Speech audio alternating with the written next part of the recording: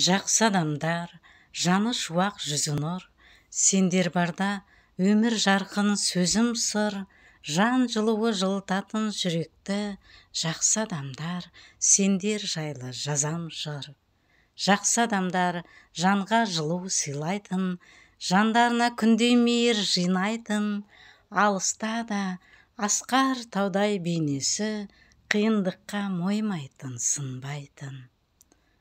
Өмір осы қиындықта шыңдайтын, арғымақтар асуларда ширайтын, жол сапарда жақсылармен жолықсаң, демеуімен биіктерге шырқайсың.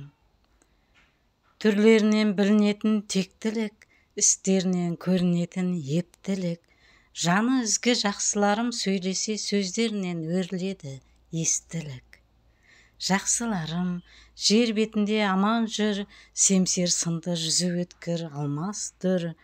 Барлық адам ізгіліктен нәр алса, жердің беті жаңарар ед түлеп бір.